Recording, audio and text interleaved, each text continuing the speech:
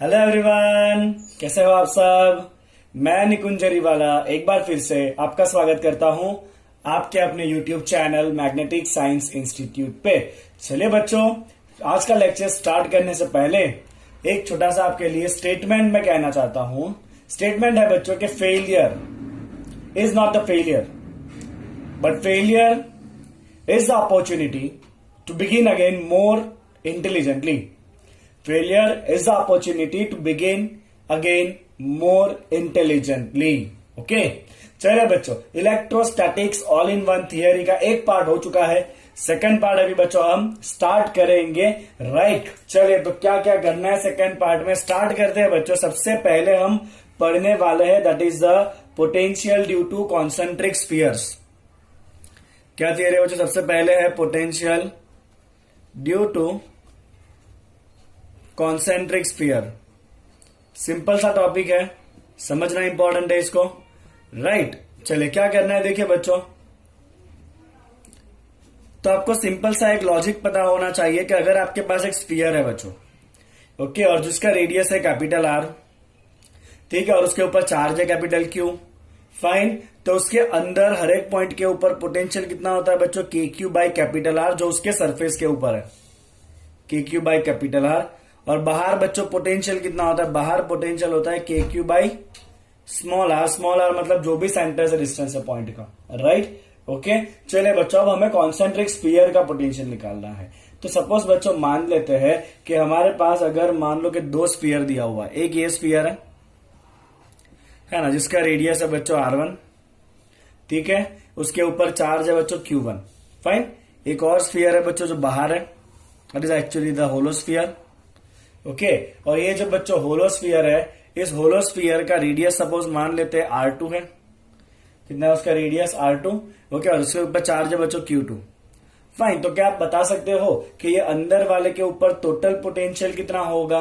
तो अगर मैं लिखूं बच्चों पोटेंशियल ऑन इनर स्फीयर मतलब R1 रेडियस वाले स्फीयर के ऊपर, राइट, तो ये पोटेंशियल ऑन इनर स्फीयर कितना होगा बच्चों? तो सिंपल सा लॉजिक सोचिए कि बाहर वाला जो स्फीयर है ना, जिसके ऊपर Q2 चार्ज है, उसकी वजह से अंदर हर एक पॉइंट के ऊपर कितना पोटेंशियल होता है बच्चों?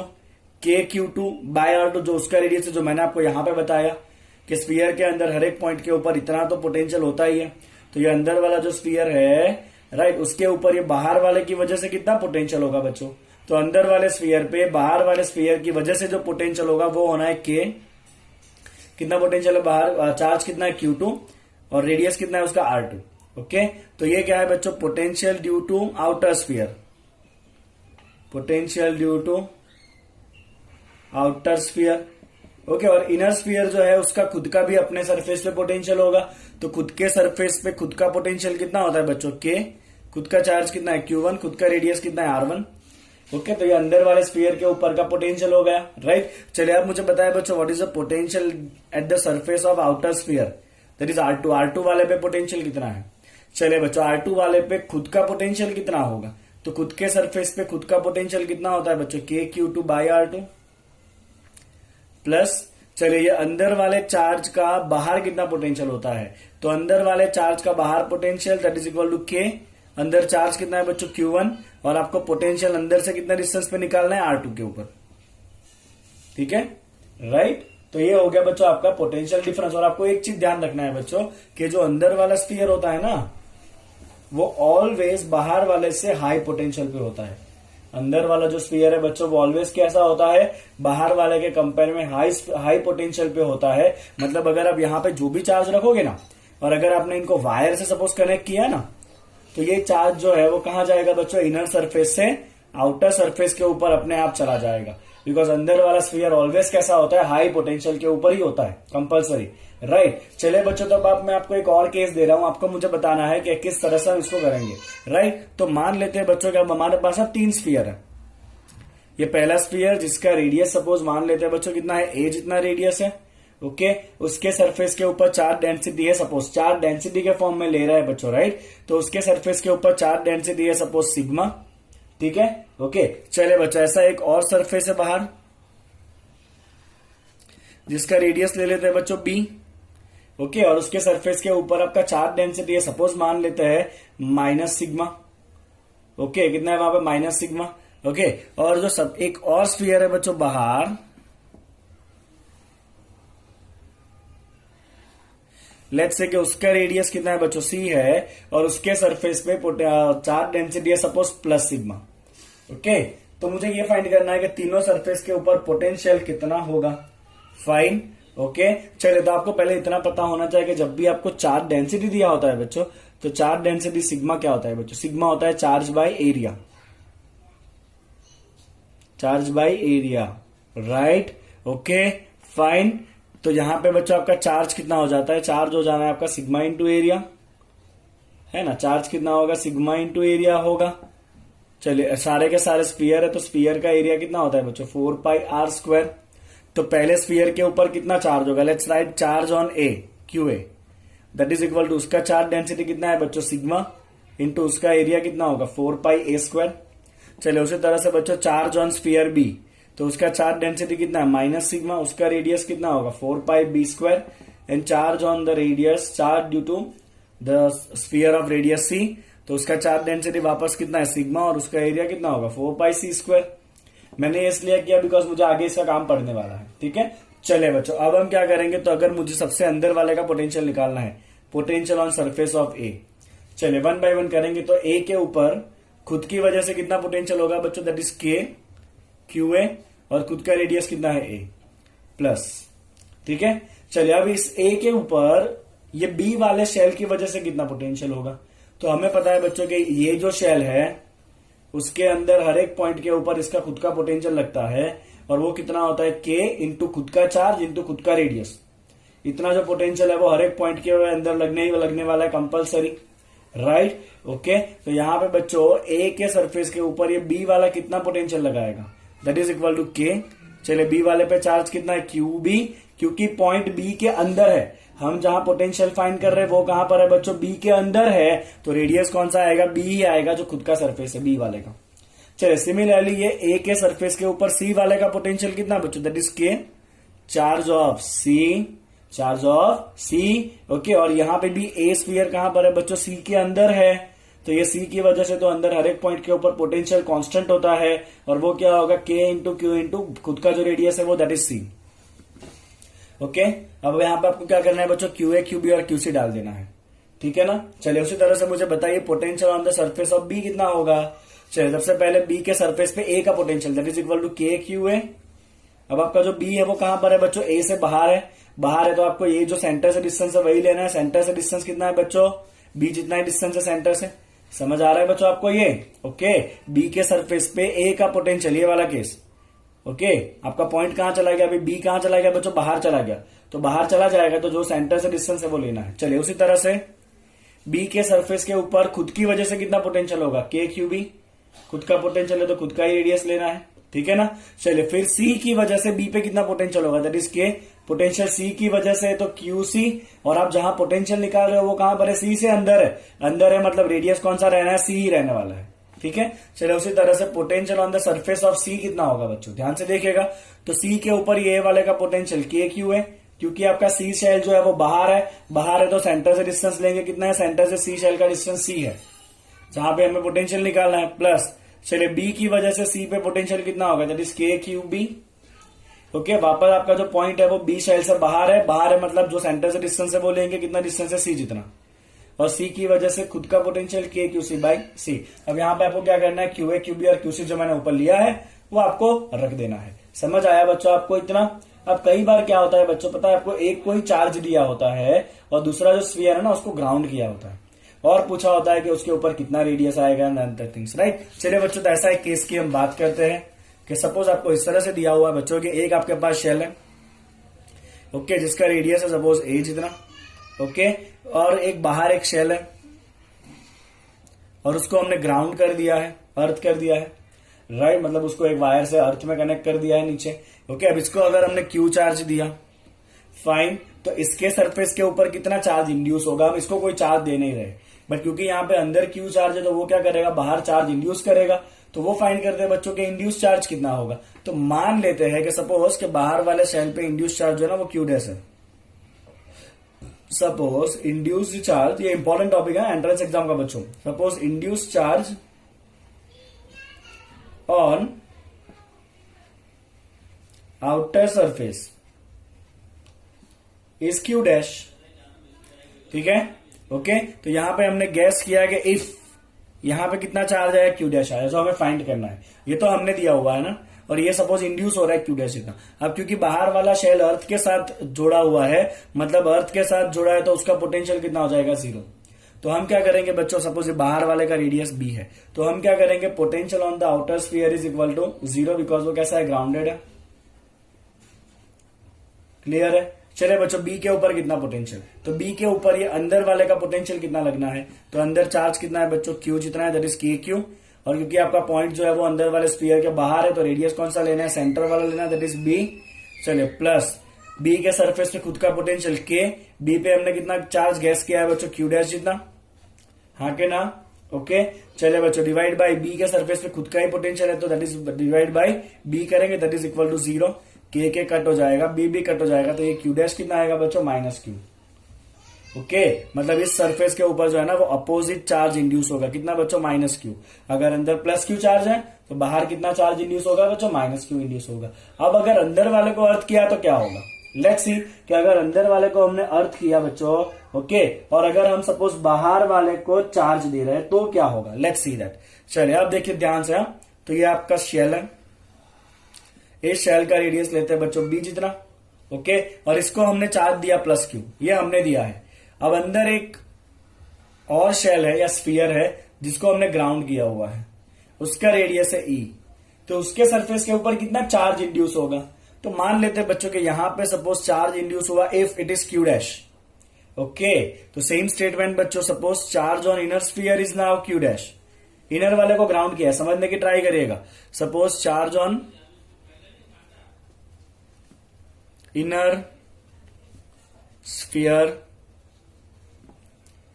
Is Q dash.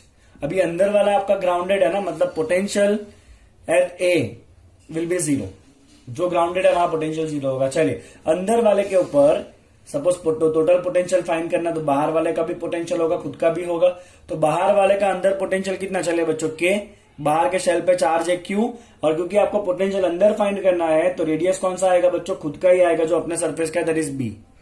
I hope कि आपको एकदम से क्लियर है। अगर स्फीयर है, अंदर पोटेंशियल निकालना है, तो कितना होगा बच्चों, के इंटू उस स्फीयर का चार्ज, उसका खुद का ही रेडियस लेना है अंदर, अगर पोटेंशियल निकालना है तो बाहर लेना है पोटेंशियल, तो के इंटू चार्ज और सेंटर से जो डिस्टेंस है वो आपको ले लेना है। ठीक है, चलिए बच्चों, तो ये हो गया आपका potential of outer sphere, potential due to outer sphere on this ए।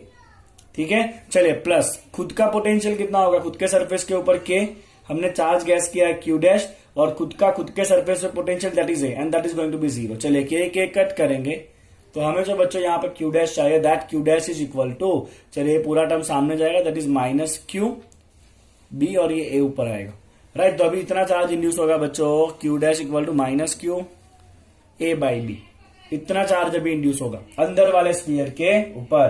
तो ये पॉइंट हो गया बच्चों आपका potential due to the concentric spheres. इतना आपको समझ में आ गया है, ठीक है। चलिए बच्चों, आगे बढ़ा जाए अभी।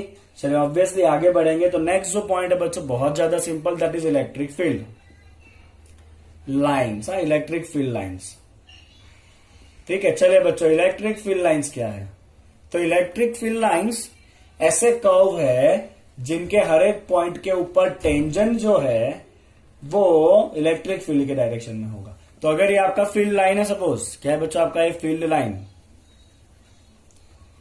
तो इसके हर एक पॉइंट के ऊपर अगर आप टेंजेंट ड्रॉ करोगे ना बच्चों, दिख रहा है आपको मैं टेंजेंट ड्रॉ कर रहा हूं, तो वो टेंजेंट क्या होगा बच्चों, उस पर्टिकुलर पॉइंट पे इलेक्ट्रिक फील्ड की डायरेक्शन दिखाएगा।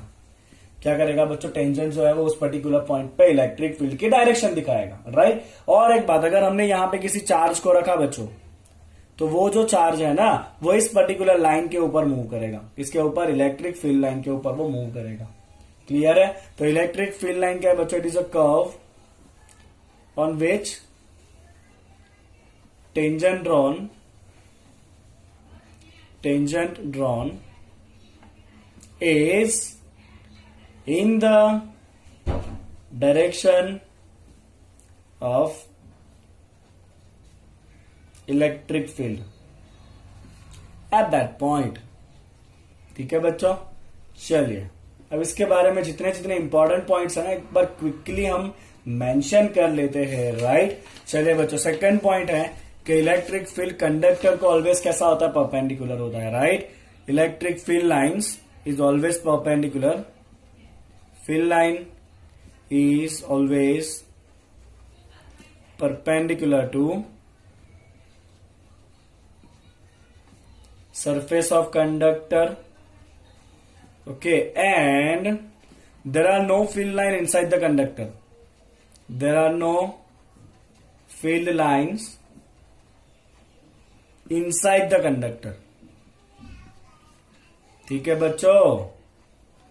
कंडक्टर के अंदर कोई फील्ड लाइन कभी होता नहीं है। तो अगर सपोज ये कंडक्टर है बच्चों, ओके, तो इलेक्ट्रिक फील्ड लाइन में अगर इसको रखा ना तो फील्ड जैसे यहां पे आएगी, इसके सरफेस को नॉर्मल हो जाएगी इस तरह से। Can you see field line कैसे बच्चों नॉर्मल है, हर एक पॉइंट के ऊपर देखिए वो नॉर्मल है, अंदर कोई फील्ड नहीं होगा, वापस फील्ड लाइन अपोजिट साइड से इमर्ज होगा, वो भी कैसे इमर्ज होगा बच्चों, नॉर्मली इमर्ज होगा, राइट। हर एक पॉइंट के ऊपर कैसा है बच्चों, नॉर्मल है, देख लीजिए आप, ठीक है। और अंदर कोई फील्ड लाइन होता नहीं है। समझ आ गया बच्चों आपको ये पॉइंट जो है वो, ओके। चले बच्चों, नेक्स्ट पॉइंट क्या है फील्ड लाइन का, तो नेक्स्ट पॉइंट है बच्चों कि अगर पॉजिटिव चार्ज है तो उसका फील्ड लाइन कैसे होता है बच्चों, अवे फ्रॉम द चार्ज। अगर नेगेटिव चार्ज है तो उसका फील्ड लाइन कैसा होता है बच्चों, टूवर्ड्स द चार्ज, ठीक है। चलिए और एक पॉइंट, दो फील्ड लाइन कभी इंटरसेक्ट नहीं कर सकते हैं, two field lines can never intersect, right. बहुत बार ना एंट्रेंस एग्जाम में ऐसे क्वेश्चन भी आते हैं, two field lines can never intersect,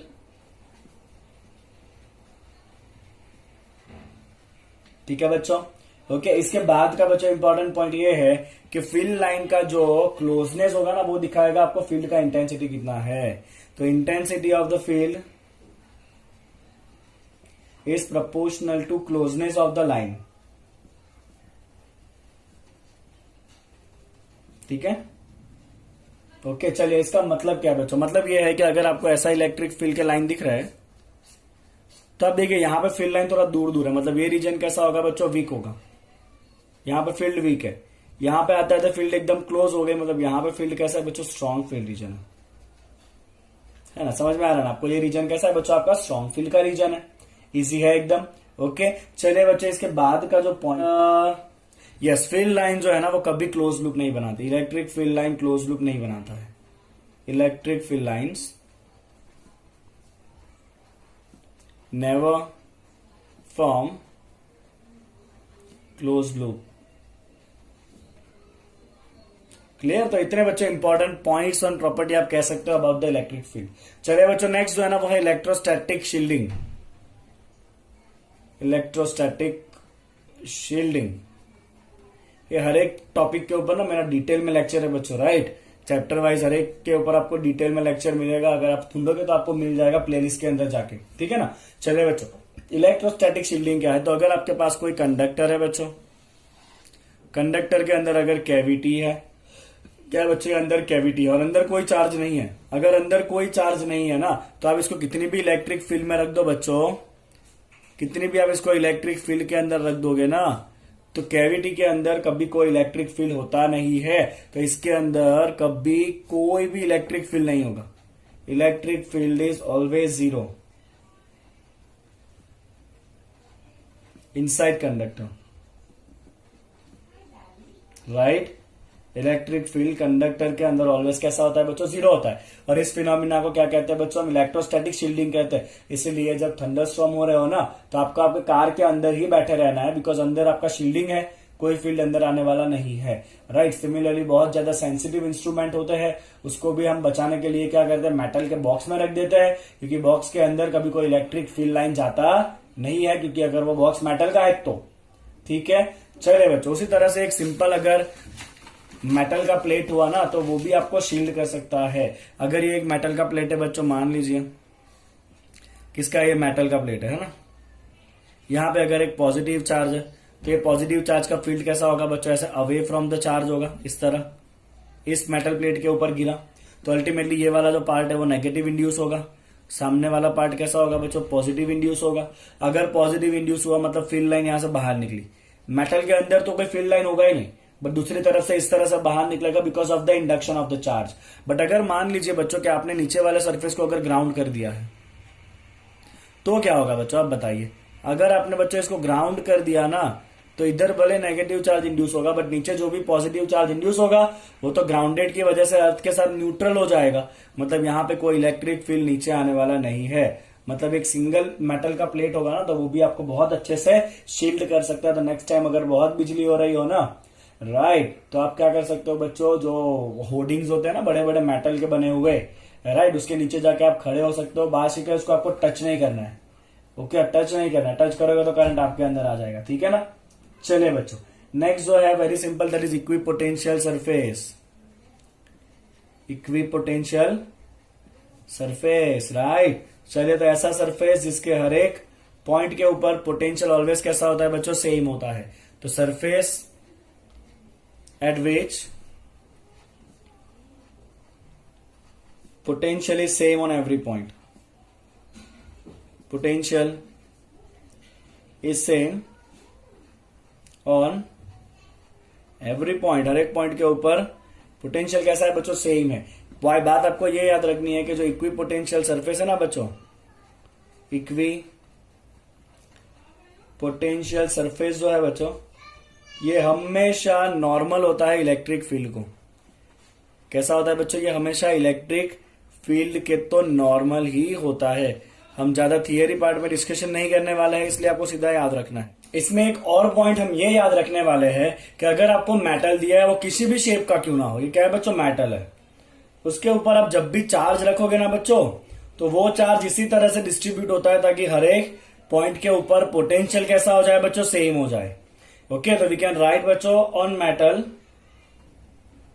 charge is distributed in such a way, charge is distributed in such a way that potential at all the point is always same, that potential at all the points is always same.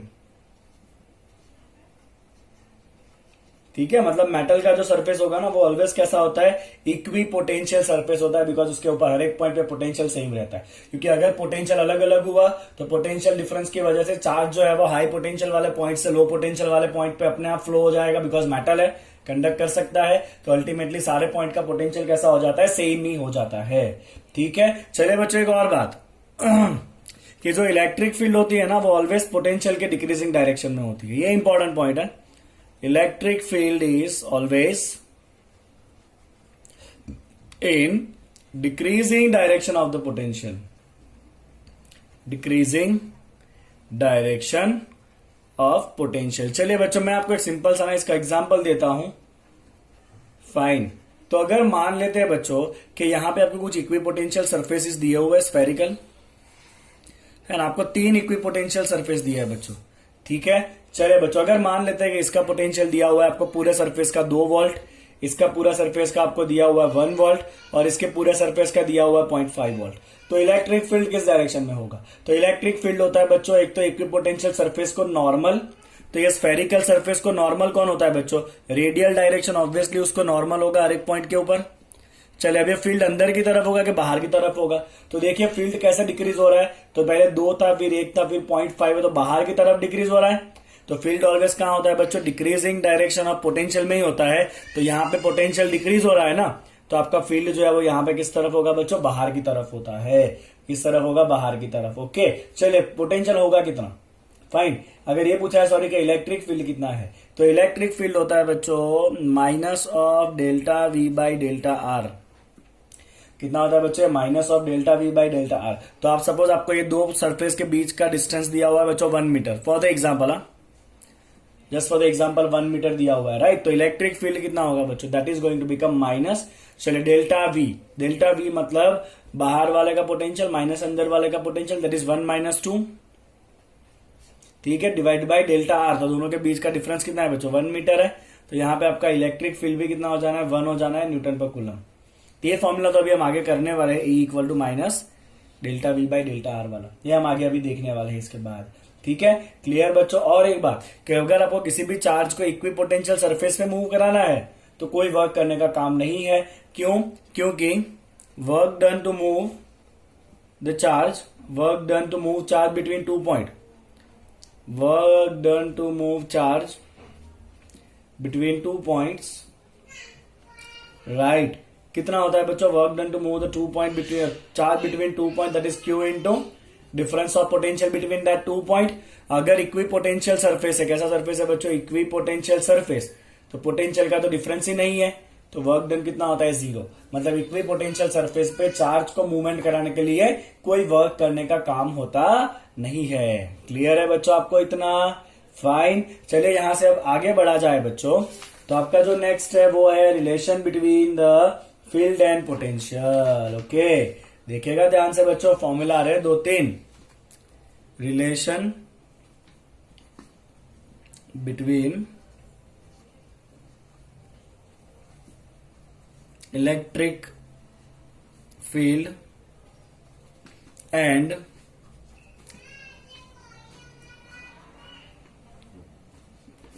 Potential. ठीक है, तो चलिए बच्चों, simple relation आपका ये है कि electric field E होता है आपका, राइट। इलेक्ट्रिक फील्ड E जो है वो है बच्चों आपका minus of delta V by delta R into मैं लिखूंगा यहाँ पे आई कैरेट। ओके, तो अगर मुझे इलेक्ट्रिक फील्ड का बच्चों एक्स कंपोनेंट चाहिए, क्या चाहिए? इलेक्ट्रिक फील्ड का एक्स कंपोनेंट, तो मैं क्या करूंगा? जो भी पोटेंशियल का फॉर्मूला होगा ना उसको एक्स के रिस्पेक्ट में डिफरेंशिएट करूंगा नेगेटिव साइन के साथ, तो मुझे इलेक्ट्रिक फील्ड का एक्स कंपोनेंट मिल जाएगा। अगर बच्चों मुझे इलेक्ट्रिक फील्ड का वाई कंपोनेंट चाहिए तो जो भी पोटेंशियल का फॉर्मूला होगा उसको मैं खाली वाई के रिस्पेक्ट में डिफरेंशिएट करूंगा, बाकी सारे टर्म को कांस्टेंट रख के उसका माइनस साइन लगाएंगे, वो होगा इलेक्ट्रिक फील्ड का वाई कंपोनेंट। इसी तरह से बच्चों अगर आपको चाहिए इलेक्ट्रिक फील्ड का जेड कंपोनेंट, तो आप क्या करोगे? पोटेंशियल के फॉर्मूला को जेड के रिस्पेक्ट में डिफरेंशिएट करोगे माइनस साइन के साथ। Okay fine. तो अगर आपको मान लो ऐसे इलेक्ट्रिक पोटेंशियल का फॉर्मूला दिया है, that is 10x cube plus 3y square. Okay, तो मुझे इलेक्ट्रिक फील्ड का एक्स कंपोनेंट चाहिए, तो मैं क्या करूंगा बच्चों? Minus delta V by delta X. तो पोटेंशियल के फॉर्मूला को एक्स के रिस्पेक्ट में डिफरेंशिएट करिए, बाकी सब constant. 10 as it is, minus sign के साथ 10 as it is. X cube का डेरिवेशन कितना होगा बच्चों? 3x स्क्वायर, और y को कांस्टेंट कंसीडर करना है हमें, that is going to become 0। तो कितना हो गया बच्चों? ये आपका माइनस 30x स्क्वायर। ये इलेक्ट्रिक फील्ड का एक्स कंपोनेंट है। अगर मुझे इलेक्ट्रिक फील्ड का वाई कंपोनेंट चाहिए तो मैं क्या करने वाला हूं? Delta V by delta Y. तो अब मैं वाई के रिस्पेक्ट में डेरिवेट करूंगा और एक्स कैसा हो जाएगा? कांस्टेंट, तो माइनस। अब यहाँ पे एक्स कांस्टेंट लेना है तो कांस्टेंट का derivation 0। 3 as it is, Y square का कितना होता है बच्चों? 2y। तो ये कितना हो जाना है आपका? Minus 6y। कितना हो जाना है बच्चों? आपका माइनस 6y हो जाना है। यस और नो? समझ आ रहा है बच्चों आपको? अब यहाँ पे एक्स वाई का जो वैल्यू है वो आप डाल दो। तो इस तरह से आप इलेक्ट्रिक फील्ड को ला सकते हो from the formula of the potential. Okay, चलिए अगर आपको इलेक्ट्रिक फील्ड दिया है और पोटेंशियल निकालना है तो क्या करोगे? तो बच्चों आपको ध्यान रखना है कि पोटेंशियल होता है minus integration of E dot D R. क्या होता है बच्चों? Potential minus integration of E dot D R. तो ये आपका हो गया electric field is equal to minus DV by D R. तो पोटेंशियल कितना होता है? Minus integration of E dot D R. तो अगर मुझे किसी दो पॉइंट के बीच का पोटेंशियल डिफरेंस चाहिए, suppose VB minus V A चाहिए, तो मैं क्या करूंगा? जो भी इलेक्ट्रिक फील्ड दिया है ना उसको मैं इंटीग्रेट करूंगा ई डॉट डी आर। चलिए किसके बीच में इंटीग्रेट करेंगे? माइनस साइन के साथ। हाँ, माइनस साइन लगा के इंटीग्रेट करोगे। आपको वीबी माइनस वी ए चाहिए, तो फाइनल इज बी पॉइंट ऊपर और इनिशियल कौन सा पॉइंट है? ए पॉइंट है, राइट। तो इससे आपको क्या मिल जाएगा बच्चों? दो पॉइंट के बीच में पोटेंशियल का डिफरेंस मिलेगा। क्या मिलेगा? दो पॉइंट के बीच में पोटेंशियल का डिफरेंस आपको मिल सकता है। तो मैं आपको यहां भी एक सिंपल सा बच्चों एग्जांपल दे रहा हूं कि अगर मान लीजिए कि आपको ऐसा दिया हुआ है कि जो इलेक्ट्रिक फील्ड है, राइट, वो इलेक्ट्रिक फील्ड का वेक्टर फॉर्मूला ले लेते हैं बच्चों 10i caret plus 3j carat. कितना लेते हैं बच्चों? 10i caret plus 3j caret. आपका इलेक्ट्रिक फील्ड का फॉर्मूला है, ठीक है। ओके, और आपको ये पूछा गया है कि what is the potential difference between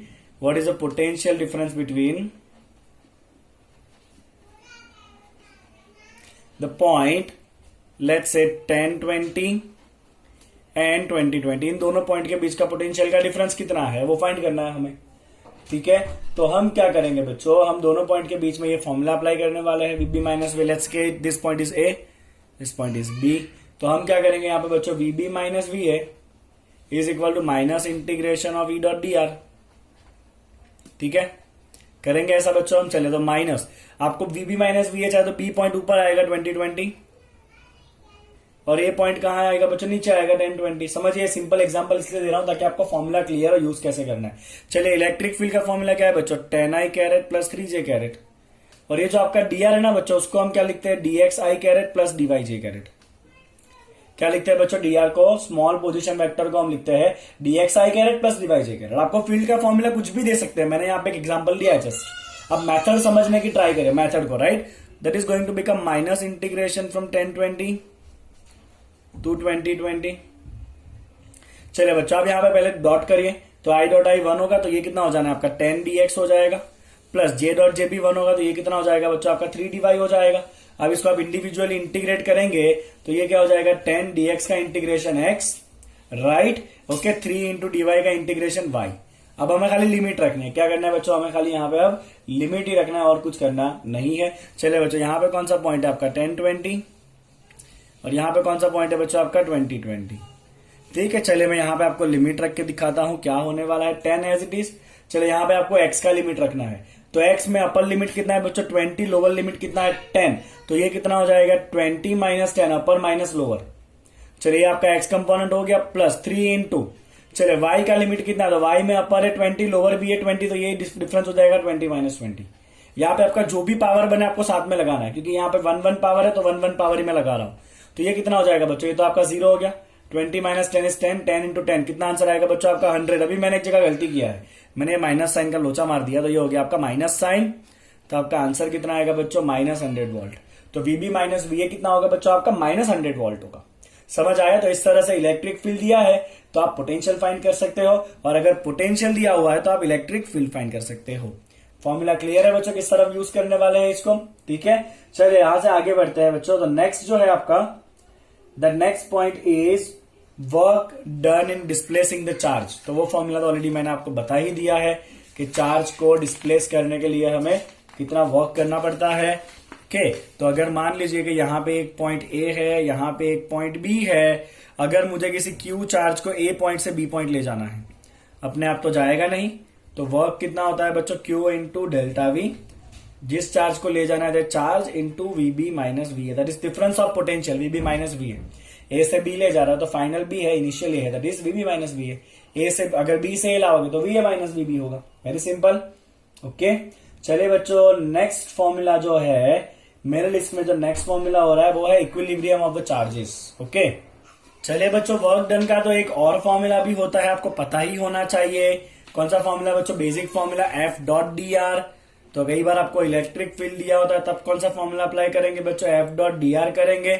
चलिए एफ क्या होता है बच्चों, क्यू इंटू ई होता है, डॉट डी आर। चलिए अगर इलेक्ट्रिक फील्ड के 3 कंपोनेंट है बच्चों आपको दिए हुए क्वेश्चन में, ई एक्स आई कैरेट प्लस ई वाई जे कैरेट प्लस ई जेड के कैरेट, बिकॉज वो वेक्टर क्वांटिटी है। Dot D are, D R को हम क्या लेंगे बच्चों, यहाँ पे डी एक्स आई कैरेट, अगर 3D में है तो डी एक्स आई कैरेट, डी वाई जे कैरेट प्लस डी जेड क्या करेंगे, के कैरेट, राइट। चलो तो ये कितना हो जाएगा, क्यू इंटू आई के साथ आई वाला term that is E X D X, right, Y के साथ वाई वाला term that is E Y D Y, और जेड के साथ जेड वाला term that is E Z D Z. Okay, खेल अभी यहाँ पे खत्म नहीं होता, ये तो स्मॉल वर्क डन है एफ डॉट डी आर। तो टोटल वर्क डन के लिए आप क्या करोगे बच्चों, इसको इंटीग्रेट करोगे। क्या करोगे, इसको आप इंटीग्रेट, तो हर एक जगह आपको क्या कर देना है बच्चों, इस कंपोनेंट को इंटीग्रेट कर देना है। ओके, जो जो पॉइंट दिया वो आपको यहाँ पे रख देना है। यहाँ पे हम एक्स का लिमिट रखेंगे x1 x2, यहाँ पे y का लिमिट रखेंगे y1 y2, और यहाँ पे बच्चों z का लिमिट रखेंगे z1 z2। चलिए मैं आपको एक होमवर्क क्वेश्चन दे रहा हूँ इससे जुड़ा हुआ, कि सपोज मान लीजिए आपको इलेक्ट्रिक फील्ड का फॉर्मूला कुछ इस तरह से दिया है बच्चों के 10x आई कैरेट प्लस 20y जे कैरेट प्लस 30z के कैरेट। ओके, तो अगर मुझे चार्ज q जो है वो 2 कूलम है, उसको मुझे मूव कराना है सपोज 10 10 10 से लेके 20 20 20 पॉइंट तक, तो कितना वर्क करना पड़ेगा, है ना, कितना हमें वर्क करना पड़ेगा, चलिए आपको फाइंड करना है, राइट। तो आप इस तरह से फॉलो करिए, इंटीग्रेट करिए, आपका आंसर डेफिनेटली आ ही जाने वाला है। ओके, चलिए बच्चों, इसके बाद जो है वो है इक्विलिब्रियम ऑफ द चार्ज। अब ये जो है ना वो एक्चुअली थोड़ा सा आपका न्यूमेरिकल का वर्क ज्यादा है, बट मैं आपको नॉर्मली समझा देता हूं इक्विलिब्रियम ऑफ चार्जेस क्या है वो। ठीक है, तो मेनली पहले आप ये समझ लीजिए कि इक्विलिब्रियम का मतलब क्या है। तो अगर आपको इक्विलिब्रियम फाइंड करना है, राइट, तो इक्विलिब्रियम की कंडीशन है बच्चों के पोटेंशियल एनर्जी का डेरिवेशन कितना होना चाहिए, 0 होना चाहिए। कितना होना चाहिए बच्चों, पोटेंशियल एनर्जी का डेरिवेशन 0 होना चाहिए। अगर पोटेंशियल एनर्जी का डेरिवेशन 0 हो रहा है मतलब सिस्टम कैसा है, इक्विलिब्रियम में। कैसा है आपका सिस्टम बच्चों, इक्विलिब्रियम में है, राइट। अब यहाँ पे इक्विलिब्रियम भी 3 टाइप के, स्टेबल, अनस्टेबल एंड न्यूट्रल। तो अगर सेकंड डेरिवेशन जो है बच्चों, सेकंड टाइम डेरिवेशन, अगर ये सेकंड टाइम डेरिवेशन नेगेटिव आ रहा है तो इसे कहते हैं स्टेबल इक्विलिब्रियम। मतलब अगर हमने सिस्टम को डिस्टर्ब किया तो वापस अपनी ओरिजिनल पोजीशन में आ जाएगा। अगर ये सेकंड डेरिवेशन बच्चों पॉजिटिव है, d2u/dx² पॉजिटिव है, तो इसे हम कहेंगे अनस्टेबल इक्विलिब्रियम। मतलब एक बार हमने डिस्टर्ब किया ना तो वो कभी वापस अपने ओरिजिनल पोजीशन में नहीं आएगा। और अगर ये सेकंड डेरिवेशन 0 है तो उसे कहते हैं बच्चों न्यूट्रल इक्विलिब्रियम। मतलब हमने डिस्टर्ब किया तो जो पोजीशन में वैसा का वैसा ही रह जाएगा, वापस कुछ भी होने का ट्राई नहीं करेगा। यहाँ पे थोड़ा भी आप अगर डिस्टर्ब करोगे तो वो एकदम से ही अनस्टेबल हो जाएगा। ओके, यहाँ पे अगर आप डिस्टर्ब करोगे तो वापस अपने ओरिजिनल में आ जाएगा। यहाँ पे जैसा है वैसा ही रह जाएगा डिस्टर्ब होने के बाद। तो 3 टाइप का आपका इक्विलिब्रियम है। तो यहाँ पे आपको किस तरह के क्वेश्चन पूछे जा सकते हैं इक्विलिब्रियम में, वो आप देखिए बच्चों। तो मैं आपको अलग अलग केसेस बताता हूँ। सबसे पहला केस जो है बच्चों, ओके, उसके अंदर आपको 2 लाइक चार्जेस दिए। सपोज ये भी पॉजिटिव चार्ज है +Q1 और ये आपका दूसरा चार्ज है +Q2। और आपको ये पूछा है कि तीसरा चार्ज कहां रखोगे ताकि वो इक्विलिब्रियम में रहे। ओके फाइन, तो मुझे ऑब्वियसली है कि दोनों चार्ज अगर सेम है, लाइक चार्ज है, अगर दोनों लाइक चार्ज है ना, तो आपको बीच में तीसरा जो चार्ज है ना वो कहां रखना है, कहीं ना कहीं बीच में रखना है। चलिए मान लीजिए मैंने यहां रखा q चार्ज, और यहां से अगर डिस्टेंस है बच्चों x, और दोनों के बीच का डिस्टेंस ले लेते हैं बच्चों d, तो ऑब्वियसली यहां से आपका डिस्टेंस कितना बचना है बच्चों, d - x बचना है। यस और नो, होगा कि नहीं होगा ऐसा? तो आपका अगर चार्जेस लाइक चार्ज है ना, लाइक चार्ज है, तो आपको तीसरे चार्ज को कहां रखना पड़ेगा, समवेयर इन बिटवीन। तो यहां पे मैं लिख रहा हूं बच्चों for like charge put third charge put third charge somewhere in between, put third charge somewhere in between, put third charge somewhere in between. Okay, चलिए, ये आपको बीच बीच में शायद थोड़ा थोड़ा नॉइज आ रहा होगा, वो और कोई नहीं है, मेरी जो बहन की बच्ची आई हुई है ना, इतनी मस्ती कर रही है। मैं हर 2-3 मिनट में बाहर जाके उनको ना वार्न करके आता हूँ कि भाई बस शांति शांति शांति।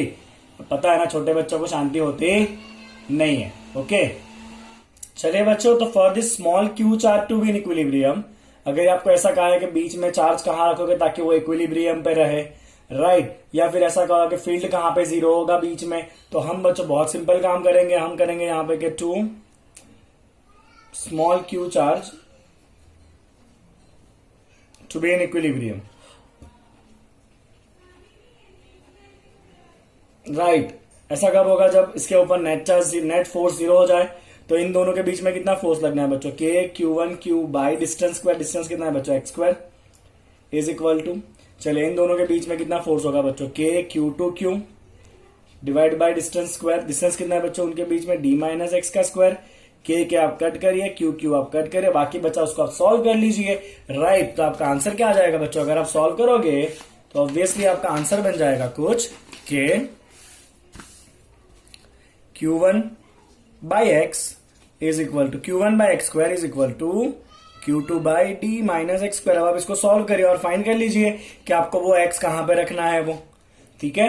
कई बार आपको ऐसा भी पूछा होता है कि स्मॉल q चार्ज कितना रखोगे, तो इसके लिए बच्चों कंडीशन क्या होती है कि दोनों में से जो आजू बाजू चार्ज थे ना, उनमें से कोई भी एक चार्ज के ऊपर फोर्स आपको 0 दिया होना चाहिए। तो अगर आपको ऐसा दिया है बच्चों के for system to be in equilibrium, for system to be in equilibrium, system बच्चों अगर इक्विलिब्रियम में है ना, तो इसका मतलब ये होता है कि हर एक चार्ज के ऊपर फोर्स 0 है। मतलब ये है बच्चों के force on q1 and q2 is also 0, q1 and q2 is also 0, right. चलिए, तो आपका सिस्टम को जैसा था बच्चों, अगर आपको याद हो तो q1 q2 लाइक चार्जेस थे, और बीच में हमने कोई चार्ज रख दिया था बच्चों स्मॉल q।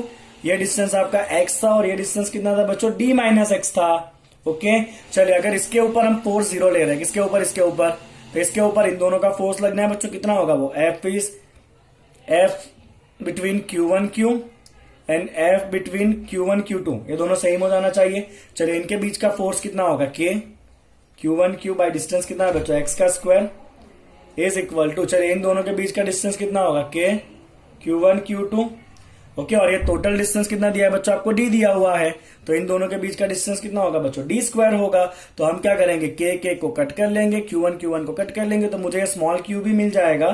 कैसे मिलेगा बच्चों, small q by X square is equal to Q2 divide by D square. इसको आप सॉल्व करिए, आपको ये स्मॉल q भी मिल जाएगा कि चार्ज कितना रखना चाहिए ओके बीच में, और ये चार्ज कहाँ रखना चाहिए बीच में, ताकि पूरा सिस्टम कहाँ हो जाए, इक्विलिब्रियम में हो जाए। तो जो आपको लॉजिक दिया आपको खाली क्या करना है, फोर्सेस को कंपेयर करना। चलिए अगर अनलाइक चार्जेस है, अगर मान लीजिए एक पॉजिटिव चार्ज है Q1 और एक नेगेटिव चार्ज है बच्चों -Q2, तो आपको तीसरा चार्ज जो है ना बच्चों वो बीच में नहीं रखना है, क्योंकि बीच में रखोगे ना तो दोनों फोर्स एक ही तरफ लगेंगे, वो इक्विलिब्रियम में नहीं होगा। आपको चार्ज कहाँ रखना है, तो आपको चार्ज जो है ना वो दोनों के जोड़ती हुई लाइन के बाहर रखना है, और जो छोटा चार्ज है उसके पास रखना है। ओके, तो अगर मान लेते हैं बच्चों मैग्नीट्यूड में Q2 छोटा है, क्या है बच्चों, मैग्नीट्यूड में अगर Q2 जो है वो छोटा है, तो जो छोटा चार्ज है ना बच्चों उसके बाजू में मैं ये स्मॉल q चार्ज रख दूंगा। लेट्स से ये डिस्टेंस कितना हुआ, x हुआ, और ये आपके दो चार्ज के बीच का डिस्टेंस कितना है बच्चों, d है। अब हम क्या करने वाले, अब हम क्या करेंगे बच्चों, देखिए ध्यान से, हम इसके ऊपर नेट फोर्स 0 लेंगे। ओके, तो इन दोनों के बीच में, इसमें नेट फोर्स ये भी लगाएगा और ये भी लगाएगा, तो इन दोनों के बीच का फोर्स कितना होगा बच्चों, K Q1 small q divide by कितना डिस्टेंस होगा बताइए, चलिए d प्लस एक्स होगा, उसका स्क्वायर इज इक्वल टू, चलिए इन दोनों का कितना होगा बच्चों, K Q2। अब खाली मैग्नीट्यूड लेना है, क्या लेना है बच्चों, यहाँ पे ओनली मैग्नीट्यूड, क्योंकि डायरेक्शन तो हमने देखी, उसके बाद ही हमें पता चला ना कि चार्ज को इस तरफ रखना है, तो मैग्नीट्यूड देखे ही पता चला चार्ज को इस तरफ रखना है। तो अब खाली हम क्या करेंगे बच्चों, उसका मैग्नीट्यूड लेंगे, साइन नहीं लेने वाले, ठीक है। चलिए K Q2 की, और ये डिस्टेंस कितना है बच्चों आपका x स्क्वायर है, K Q कट हो जाएगा। ओके, और यहां से आप सिंप्लीफाई करके x निकाल लीजिए कितना आ रहा है वो। यहां भी अगर ऐसा पूछा है कि पूरा सिस्टम इक्विलिब्रियम में है, तो दोनों में से कोई एक के ऊपर फोर्स आप 0 ले लीजिए और सॉल्व करिए, आपको ये भी मिल जाएगा स्मॉल q आपको कितना रखना है वो। ओके, तो ये होता है बच्चों आपका सिस्टम इन इक्विलिब्रियम। ओके, चले बच्चे, इसके बाद का जो आपका टॉपिक आता है वो टॉपिक है बच्चों आपका, अगर सपोज मान लीजिए कि आपको ऐसा एक प्लेट दिया हुआ है पॉजिटिवली चार्ज्ड, ओके, और ऐसा पूछा है कि यहाँ पे एक स्मॉल q चार्ज है, उसको इक्विलिब्रियम में रखना है, तो इसके ऊपर दो फोर्स लगेंगे, खुद का मास कहाँ लगना है, नीचे लगना है mg, और ऑब्वियसली इलेक्ट्रिक फील्ड कहाँ लगना चाहिए बच्चों, ऊपर लगना चाहिए, तो ये बैलेंस में होगा। तो हम क्या करेंगे बच्चों, mj is equal to QE। चलिए अगर ये इनफाइनाइट प्लेट दिया हुआ है, तो इनफाइनाइट प्लेट के लिए इलेक्ट्रिक फील्ड कितना होता है बच्चों, सिग्मा बाई 2 एप्सिलॉन 0। इसको सिंप्लीफाई करिए, आपको आंसर मिल जाने वाला है कि मास कितना होगा या उसके ऊपर चार्ज कितना होगा, that thing you can easily find. Okay, चलिए बच्चों एक छोटा सा टॉपिक बताता हूं, that is time period of the oscillation. तो हमें पता है बच्चों कि अगर कोई सिंपल पेंडुलम है तो उसका टाइम पीरियड क्या होता है बच्चों, 2π√L/g।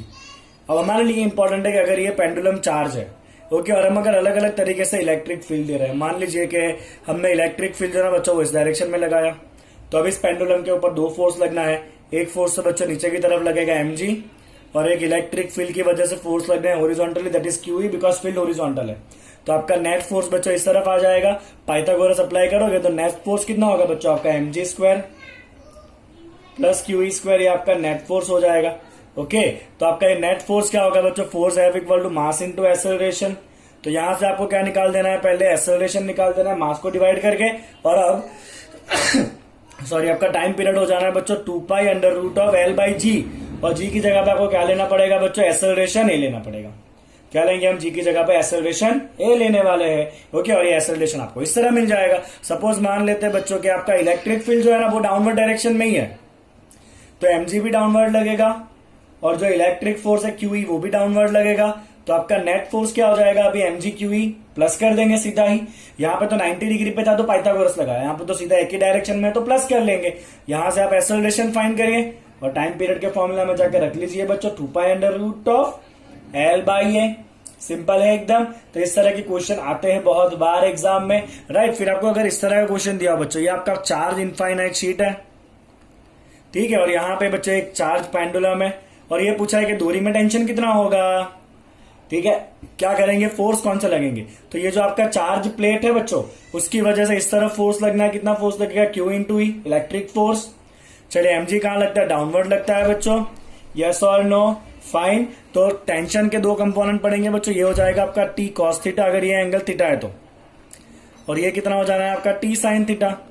अब आप इसको बैलेंस कर लीजिए बच्चों, टी कॉस थीटा को कौन बैलेंस कर रहा है, एम जी, और टी साइन थीटा को कौन बैलेंस कर रहा है बच्चों, Q E. Is that clear. और ये प्लेन शीट है तो इलेक्ट्रिक फील्ड कितना ले लोगे आप, सिग्मा बाई 2 एप्सिलॉन 0। कितना ले लोगे electric field, sigma by 2 epsilon 0। इस तरह से आप सॉल्व कर सकते हो। छोटे छोटे फॉर्मूला, छोटे छोटे लॉजिक को आपको कंबाइन करना आना चाहिए, ठीक है। चलिए अब यहां पे एक चार्ज रिंग है, क्या है बच्चों, यहां पे चार्ज रिंग है, ठीक है। और इस रिंग के एक्सिस के ऊपर, सपोज रिंग का रेडियस है आर, और रिंग के एक्सिस के ऊपर एक्स डिस्टेंस के ऊपर अगर हमने एक स्मॉल मास रखा एम जिसका चार्ज है क्यू, तो ये कितने टाइम पीरियड से ऑसिलेट करेगा। ओके, तो पहले तो ये बताना पड़ेगा कि इसका जो फोर्स लग रहा है रिंग की वजह से, इसके ऊपर जो फोर्स लग रहा है वो डायरेक्टली प्रोपोर्शनल टू एक्स है, क्योंकि अगर ऐसा हुआ तो ही मोशन कैसा होगा, सिंपल हार्मोनिक होगा। और अगर सिंपल हार्मोनिक हो गया तो टाइम पीरियड क्या होता है बच्चों, 2π√m/k, ठीक है ना। चलिए तो हम क्या करेंगे बच्चों, रिंग की वजह से यहाँ पे इलेक्ट्रिक फील्ड हमने फॉर्मूला डिराइव किया है, रिंग से एक्स डिस्टेंस पे इलेक्ट्रिक फील्ड कितना होता है। चलिए बच्चों, तो रिंग के ऊपर अगर टोटल चार्ज है कैपिटल क्यू, तो रिंग की वजह से इलेक्ट्रिक फील्ड होता है इस पॉइंट के ऊपर, इलेक्ट्रिक फील्ड होगा बच्चों आपका k, that is 1/4π0 q divide by R square plus X square power 3/2 into X. अगर मान लेते कि x बहुत दूर है, कहां पर है बच्चों आपका x जो है वो, अगर सपोज कंसिडर करिए कि x जो है ना वो एकदम पास में, दूर नहीं लेना, लेट्स कंसिडर कि it is place very close, so x is double less than r। अगर x बहुत छोटा है तो नीचे से हम x को इग्नोर करेंगे एडिशन में से, राइट। तो फॉर्मूला क्या हो जाना है बच्चों आपका, E equal to 1/4π0 q into X, नीचे से x तो चला गया है, r स्क्वायर स्क्वायर कट कर दो, बचेगा q, तो ये हो गया बच्चों आपका r³। तो ये सारे टर्म तो कांस्टेंट है, यस और नो। तो ये अल्टीमेटली क्या हो गया बच्चों आपका f प्रोपोर्शनल टू x हो गया, मतलब मोशन कैसा होगा, सिंपल हार्मोनिक होगा, और उसका टाइम पीरियड कितना होगा, तो राइट। तो ये आपका जो साथ में बनता है ना, that is f equal to k into x, K is that oscillation constant या स्प्रिंग कांस्टेंट हम कहते हैं, या फोर्स कांस्टेंट। तो ये जो आगे वाला सारा टर्म बना है बच्चों वो क्या है आपका, फोर्स कांस्टेंट है के। तो आपको क्या करना है, फोर्स कांस्टेंट को यहां पे जाके रख देना है, आपको क्या मिल जाना है, बहुत ही सिंपल ही इसका ऑसिलेशन का टाइम पीरियड मिल जाएगा। ओके, तो इस टाइप के क्वेश्चन भी आपको आते हैं एग्जाम में। ओके, चले बच्चों, फिर हम ये पॉइंट फाइंड करेंगे कि जीरो पोटेंशियल का पॉइंट कहां होता है। अगर आपको ऐसा कहा है न्यूट्रल पॉइंट, तो electric field zero, field zero मतलब अभी आगे जो चार्ज वाला किया ना सेम वैसा ही करना है फील्ड के लिए। बट अगर ऐसा पूछा है बच्चों के जीरो पोटेंशियल, तो पोटेंशियल बच्चों तभी जीरो होता है जब चार्जेस जो है ना वो अनलाइक हो, जीरो पोटेंशियल पॉइंट्स। तो it is only exist for the unlike charges, only exist for unlike charges. Like charges में कभी भी आपको जीरो पोटेंशियल नहीं मिलना है, बिकॉज पोटेंशियल तो स्केलर क्वांटिटी है, वो तो खाली एड ही होने वाला है। ओके, बट जो अनलाइक चार्जेस है बच्चों उसके लिए आपको जीरो पोटेंशियल पॉइंट मिलेगा। अगर एक चार्ज जो है आपका प्लस Q1 है, दूसरा चार्ज है आपका माइनस Q1, तो आपको दो जगह पे जीरो पोटेंशियल मिलता है बच्चों। एक दोनों के जोड़ते हुए लाइन पे बीच में भी आपको जीरो पोटेंशियल मिलेगा, फर्स्ट पॉइंट, और एक पॉइंट आपको बाहर भी बच्चों जीरो पोटेंशियल का पॉइंट मिलता है। तो यहां पे दो पॉइंट के ऊपर जीरो पोटेंशियल मिलेगा हमें, 2 पॉइंट्स आर जीरो पोटेंशियल, ठीक है। चलिए अगर पहले पॉइंट की मैं बात करूं बच्चों, let me give it name as point P and this is point R। So at the rate point P point के ऊपर, चलिए टोटल पोटेंशियल कैसा है बच्चों आपका, जीरो है। चलिए तो सपोज मान लेते हैं कि दोनों चार्ज के बीच का डिस्टेंस है D, ठीक है, और ये डिस्टेंस हमने ले लिया x, तो अल्टीमेटली ये कितना हो जाना है बच्चों आपका, बहुत बढ़िया, d माइनस एक्स हो जाना है, यस और नो। चलिए तो इधर पोटेंशियल जीरो है, तो इसकी वजह से यहां पोटेंशियल कितना होगा, k/q1 बाय डिस्टेंस, प्लस इसकी वजह से यहां पोटेंशियल कितना होगा, k माइनस Q1। पोटेंशियल में तो आपको प्लस माइनस साइन रखना है साथ में, that total equal to zero. Solve करिए, x निकालिए। चलिए बाहर वाले पॉइंट पे पोटेंशियल कहां जीरो होगा, तो सपोज मान लेते कि यहां से वो डिस्टेंस जो है वो y है, तो बाहर वाले पॉइंट के ऊपर eight the rate point R, V2 वाला, दैट इज पोटेंशियल जीरो। चलिए तो यहां पे बच्चों इसका पोटेंशियल कितना होगा, लेट्स गिव इट नेम है माइनस Q1 नहीं लेना, let's give it name as Q2, इसको 2 नाम देते हैं दूसरे वाले चार्ज को। चलिए बच्चों, तो इस पॉइंट के ऊपर ये चार्ज का पोटेंशियल कितना होगा, ये आपके दो चार्ज, एक ये चार्ज है और एक ये चार्ज है, ठीक है। तो इस चार्ज का यहां पोटेंशियल कितना बच्चों, k माइनस Q2, और उसका डिस्टेंस कितना है पॉइंट से बच्चों, y है, इज इक्वल टू नहीं सॉरी प्लस स्केलर क्वांटिटी ना, तो ऐड करेंगे, राइट। चलिए इस पॉइंट का यहां पोटेंशियल कितना होगा आर पॉइंट के ऊपर, तो इस पॉइंट का आर पे पोटेंशियल होगा बच्चों के Q1, और इस पॉइंट से आर का डिस्टेंस कितना, ऑलरेडी ये डी है, उसमें y प्लस करेंगे, डी प्लस वाई पहुंच जाएंगे यहाँ पे, divide by D plus Y is 0, find कर लीजिए y पॉइंट क्या आ रहा है वो। तो इस तरह से बच्चों आपको 2 पॉइंट मिलेंगे जहां पे पोटेंशियल कैसा होगा आपका, 0 होगा, that is 0 potential points. Okay, clear आपको इतना पॉइंट, राइट। चलिए बहुत इंपॉर्टेंट एक पॉइंट आता है बच्चों, पोटेंशियल एनर्जी। अब ये फॉर्मूला जो है ना वाइंड अप होने की तैयारी में है, पोटेंशियल एनर्जी आएगा और उसके बाद हम डाइपोल से जुड़े हुए फॉर्मूला देखने वाले हैं और फिर खेल खत्म हो जाएगा वहीं पे, राइट। चलिए पोटेंशियल एनर्जी कितना है, अगर 2 चार्ज है बच्चों Q1 Q2, राइट, दोनों के बीच का डिस्टेंस है R, तो इस सिस्टम का पोटेंशियल एनर्जी होता है बच्चों U is equal to K Q1 Q2 by R। क्या होता है बच्चों पोटेंशियल एनर्जी का formula, U equal to K Q1 Q2 by R, and Q1 Q2 जो है ना वो अलॉन्ग विथ साइन रखना है। कैसे रखना है बच्चों, Q1 Q2 along with sign, अपने साइन के साथ हम रखेंगे। अगर मान लो बच्चों के 4 चार्ज है, Q1 Q2 Q3 suppose negative है, एंड Q4, सपोज ये डिस्टेंस है आपका x, ये डिस्टेंस है y, मैं तो रैंडमली ले रहा हूं, ये डिस्टेंस है आपका z, ये डिस्टेंस ले लेते हैं बच्चों p, ये डिस्टेंस है q, और ये डिस्टेंस है r। चलिए इसका टोटल पोटेंशियल एनर्जी कितना होगा, सारे आपको पैर पकड़ने हैं, तो पहला पैर Q1 Q2 होगा, that is K Q1 Q2, distance कितना है x। चलिए फिर Q1 Q3 K Q1 Q3 आपका नेगेटिव है तो माइनस Q3, डिस्टेंस कितना है दोनों के बीच का, Q जितना डिस्टेंस है, Q अपने चार्ज का नहीं है, अभी यहाँ पे डिस्टेंस का सिंबल लिया है, प्लस चलिए Q1 Q4 K Q1 Q4, distance कितना है उसके बीच का P है, वॉट एवर डिस्टेंस आपको रखना है, राइट। चलिए उसी तरह से 2 3 वाले पैर, 1 वाले सारे पैर हो गए, अब 2 वाला पैर, तो K Q2 minus Q3, distance कितना है बच्चों y, प्लस Q2 2 4 वाला पैर, K Q2 Q4 right, okay, Q2 Q4 कितना डिस्टेंस है दोनों के बीच का, R डिस्टेंस है। चलिए इसी तरह से आप 3 और 4 वाला पैर, that is K minus Q3 Q4, और दोनों के बीच का डिस्टेंस कितना है Z। तो ये हो गया आपका total potential energy of the system. मतलब आपके पास जितने भी पैर बन रहे हैं ना बच्चों, आपको सारे के सारे पैर का पोटेंशियल एनर्जी लेना है और उसको ऐड कर देना है, तो आपको टोटल पोटेंशियल एनर्जी मिल जाएगा, राइट। चलिए एक और इंपॉर्टेंट फॉर्मूला, बहुत important, potential energy due to the uniformly charge sphere. अगर एक चार्ज स्फीयर है, मैं इसको इंपॉर्टेंट लिख रहा हूं, ऐसे ऐसे क्वेश्चन बार बार एग्जाम में आ जाते हैं, जिसके ऊपर टोटल चार्ज है Q और उसका रेडियस है R, तो इसका पोटेंशियल एनर्जी का मतलब क्या है कि आपको ये सारे चार्ज को इनफाइनाइट से लेके बाउंड करने पड़ेंगे, राइट। ये अपने आप थोड़ी बनने वाला है, आपको सारे चार्ज को इनफाइनाइट से लाके बाउंड करने पड़ेंगे। उसके लिए बच्चों आपने जो भी वर्क करा ना, वो सारा वर्क एनर्जी के फॉर्म में स्टोर हो जाएगा, और वो वर्क जो है ना उसका फॉर्मूला आपको डायरेक्ट याद रखना है, that is 3Q² divide by 20 pi epsilon 0 R, very important, 3Q² divide by 20 pi epsilon 0 R।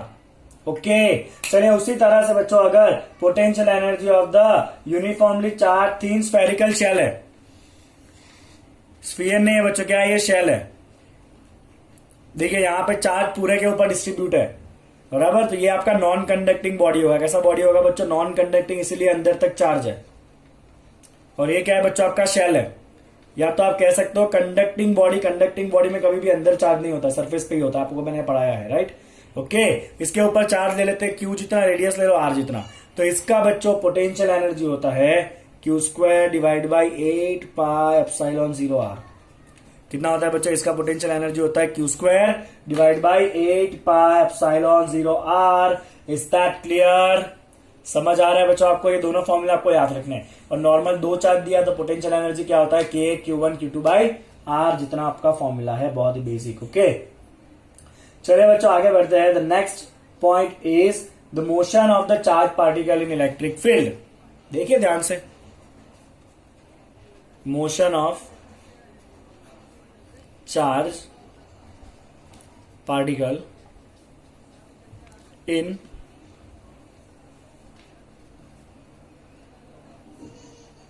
Electric field. चलिए सबसे पहले बात करेंगे बच्चों particle entering parallel to the field. Particle entering parallel to the field. अब यहां पे आपको थोड़ा अपना दिमाग खोल के रखना है। सपोज ये इलेक्ट्रिक फील्ड है, बोले इलेक्ट्रिक फील्ड का डायरेक्शन क्या होता है बच्चों, प्लस टू माइनस। तो ये प्लस है और ये माइनस है, और इसके अंदर अगर कोई पॉजिटिव चार्ज आया, कैसा चार्ज आया बच्चों, पॉजिटिव आया, तो ऑब्वियसली पॉजिटिव चार्ज जो है वो नेगेटिव की तरफ अट्रैक्ट होगा, मतलब उसको इस तरफ इलेक्ट्रिक फोर्स लगना है Q इंटू ई। यस और नो, लगेगा कि नहीं लगेगा बोलिए। हम यहाँ पे ग्रेविटी को नेग्लेक्ट करेंगे, क्या करेंगे बच्चों, यहाँ पे ग्रेविटी को नेग्लेक्ट करेंगे। ओके, तो यहाँ पे आपको फोर्स कितना लगा बच्चों, Q इंटू ई लगा, इसकी वजह से उसको एक्सेलरेशन मिलेगा, तो ma is equal to Q into E. तो चार्ज पार्टिकल को एक्सेलरेशन कितना मिलेगा बच्चों, QE बाई एम। राइट, कितना मिलेगा बच्चों, QE बाई एम जितना मिलेगा। और ये एक्सेलरेशन कैसा यूनिफॉर्म है, तो आप यहाँ पे यूनिफॉर्म एक्सेलरेटेड के सारे फॉर्मूला यूज कर सकते हो। V equal to u plus a t use करो आप, या आप यूज करो बच्चों V square minus u square is equal to 2AD, या आप यूज करोगे बच्चों distance D equal to UT plus half AT square. तो आपको ये सारे आंसर मिल जाएंगे, जहां पे आपको एक्सेलरेशन कितना लेना है बच्चों, Q into E by M लेना है। कितना लेना है आपको acceleration, Q into E by M ले लेना है, ठीक है ना। चलिए बच्चों, अगर पार्टिकल जो है वो इलेक्ट्रिक फील्ड को परपेंडिकुलर आया, सपोज ये इलेक्ट्रिक फील्ड जो है वो इस डायरेक्शन में, वर्टिकल डायरेक्शन में, एक्स जितने रीजन में इलेक्ट्रिक फील्ड है, राइट। चलिए, और जो पार्टिकल है ना बच्चों वो एक्स जितने वेलोसिटी से फील्ड को परपेंडिकुलर अंदर घुसा, कितने वेलोसिटी से, Vx जितने वेलोसिटी से। ऑब्वियस है बच्चों कि ये इलेक्ट्रिक फील्ड की वजह से पार्टिकल अगर पॉजिटिव चार्ज है तो धीरे धीरे क्या होगा बच्चों, ऊपर की तरफ उसको फोर्स लगने वाला है। यस और नो, तो वैसे डिफ्लेक्ट होगा, ये उसका ओरिजिनल रास्ता है। चलिए, कितना डिफ्लेक्ट हुआ अगर आपको वो फाइंड करना है तो कैसे करोगे, कितना वो डिफ्लेक्ट होकर बाहर निकलेगा, अगर आपको ये निकालना है तो आप क्या करोगे बताइए। चलिए, तो हम बच्चे यहाँ पे बहुत सिंपल सा लॉजिक यूज करने वाले हैं। ओके, तो हम यहाँ पे क्या करेंगे, the particle will experience force in, suppose यहाँ पे डायरेक्शन ले लेते हैं ये y और ये x। सपोज पार्टिकल जो है वो किस डायरेक्शन में फोर्स एक्सपीरियंस करेगा बच्चों, it will experience force in y direction, right. होगा कि नहीं होगा ऐसा, मतलब y डायरेक्शन में क्या होना है बच्चों, उसको फोर्स लगना है। तो हम यहाँ पे लिखेंगे कितना फोर्स लगता है बच्चों, Q इंटू ए जितना। ग्रेविटी को नेग्लेक्ट करेंगे, हाँ ओके। अगर ग्रेविटी है तो फिर उसको भी लेना पड़ेगा mg को नीचे की तरफ, और ग्रेविटी हम नेग्लेक्ट करते हैं जनरली ऐसे न्यूमेरिकल के अंदर। ओके, चले तो फोर्स कितना लगा, Q इंटू ई। फोर्स क्या होता है, मास इंटू एक्सेलरेशन, किस डायरेक्शन में, y डायरेक्शन में, क्योंकि फोर्स y डायरेक्शन में। तो y डायरेक्शन का एक्सेलरेशन कितना मिलेगा बच्चों, Q into E by M. यहां तक तो कोई दिक्कत ही नहीं है। मुझे ये फाइंड करना है y डायरेक्शन में डिफ्लेक्ट कितना हुआ, मतलब वो y डायरेक्शन में कितना डिस्टेंस काटा वो फाइंड करना है। तो हम क्या करेंगे बच्चों, distance y is equal to UT plus half AT square, क्योंकि y कंपोनेंट तो सबका y कंपोनेंट लेंगे हम। अब इनिशियल वेलोसिटी तो x डायरेक्शन में है, तो ये कंपोनेंट तो आना ही नहीं है। तो बचा क्या बच्चों, खाली आपका half into AY into T square. AY हमने ऑलरेडी निकाल दिया, that is equal to Q into E by M. कितना टाइम लगेगा बाहर जाने में, तो वेलोसिटी का x कंपोनेंट कैसा रहना है, कांस्टेंट रहना है, क्योंकि उसको फोर्स कहां लग रहा है, y डायरेक्शन में लग रहा है। तो एक्सेलरेशन तो y डायरेक्शन में है, तो x कंपोनेंट तो कैसा रहना है बच्चे, उसका कांस्टेंट रहने वाला है। तो x डायरेक्शन में डिस्टेंस कितना काटना है बच्चों, उसको x जितना काटना है। वेलोसिटी कितना है, vx है जो कांस्टेंट है। तो हम सिंपली क्या करेंगे बच्चों, velocity is equal to distance by time. तो टाइम कितना लगेगा फील्ड में से बाहर आने में, the time is equal to x by vx। तो यहाँ पे टाइम की जगह क्या कर देंगे बच्चे, x बाई vx का स्क्वायर कर देंगे, that is equal to your y। तो अगर आप ध्यान से देखो ना, तो ट्रेजेक्टरी क्या बनेगा, y proportional to x square आया, क्योंकि ये सारे टर्म तो कांस्टेंट है। तो y उतना उसका क्या होगा, डिफ्लेक्शन होगा। पहले ये देख लीजिए बच्चों, ये आपका डिफ्लेक्शन हो गया। और ट्रेजेक्टरी कैसा होगा बच्चों, y proportional to x square आया, मतलब इसका ट्रेजेक्टरी है पैराबोला। कैसा होता है बच्चों, इस पार्टिकल का ट्रेजेक्टरी जो है वो पैराबोला होगा, because y proportional to x square आया है। समझ आया बच्चों आपको इतना, ओके। चलिए एक और लॉजिक सीखते हैं बच्चों, and that logic is force on a charge conductor. Force on charge conductor, okay. चलिए, चार्ज कंडक्टर पे फोर्स कितना लगता है बच्चों, तो डायरेक्ट मैं फॉर्मूला बताऊंगा आपको, force on charge conductor, right. So that force on charge conductor, अगर एक चार्ज कंडक्टर है तो हमें पता है कि सारे चार्जेस क्या करेंगे, एक दूसरे को रिपेल करेंगे। यस और नो, ये सारे चार्ज क्या करेंगे बच्चों, एक दूसरे को रिपेल करेंगे। तो जो फोर्स लगना है ना per unit area, that is force per unit area. Force per unit area is equal to sigma square by 2 epsilon 0। ये आपको दिमाग में घुसा देना है बराबर। ओके, तो यहां पे जो फोर्स लग रहा है बच्चों यूनिट एरिया पे, फोर्स क्यों लगा वो क्लियर? हाँ, फोर्स क्यों लगा बच्चों? क्योंकि पूरा जो है वो पॉजिटिव है, पॉजिटिव एक दूसरे को रिपेल करेगा, तो उसकी वजह से जो फोर्स लगना है पर unit area that is sigma square by 2 epsilon 0। Sigma क्या होता है? चार्ज डेंसिटी, अब तो ये पता ही होगा आपको, charge density that is charge by area. Sigma क्या होता है बच्चों? Charge, total charge by total area. Okay, चलो यहां से बच्चों हमें DF by D A, force by area को प्रेशर भी कह सकते हैं ना, तो you can also state this as electrostatic pressure. क्या से कह सकते हो बच्चों इसको आप? इलेक्ट्रोस्टैटिक प्रेशर भी कह सकते हो। ओके, इसीलिए जब भी कोई सोप बबल के ऊपर आप चार्ज रखोगे ना, तो चार्ज एक दूसरे को रिपेल करेगा, उससे सोप बबल क्या होता है? एक्सपांड होता है। तो यहां से बच्चों मैं आपको एक लॉजिक बता देता हूं फॉर द सोप बबल। चलिए देखिए, सोप बबल के लिए आपको डायरेक्ट एक फॉर्मूला याद रखना है बच्चों। आपने ऐसा शायद पढ़ा होगा सोप बबल के लिए कि अंदर का प्रेशर अगर पी इन है, बाहर का प्रेशर पी आउट है, तो प्रेशर डिफरेंस कितना होता है बच्चों? P in minus P out. ये प्रेशर डिफरेंस होता है 4T बाय आर। पढ़ा है ना? What is T? T is surface tension, obviously आपने पढ़ा ही होगा फ्लूइड मैकेनिक्स के अंदर। आर क्या है? उसका रेडियस है। किसका रेडियस? स्फीयर का या सोप बबल का। अब जैसे ही आपने उसके ऊपर चार्ज रखा, जैसे ही आपने उसके ऊपर चार्ज रखा, राइट, तो एडिशनल प्रेशर ऐड होगा। ओके, चलिए सरफेस टेंशन क्या करता है बच्चों? सरफेस टेंशन जो है ना वो इसको छोटा रखने की ट्राई करता है। सरफेस टेंशन क्या करता है बच्चों? उसको ऑलवेज छोटा रखने की ट्राई करेगा। मतलब सरफेस टेंशन का जो प्रेशर है ना बच्चों, वो अंदर की तरफ लगता है। Pressure due to surface tension,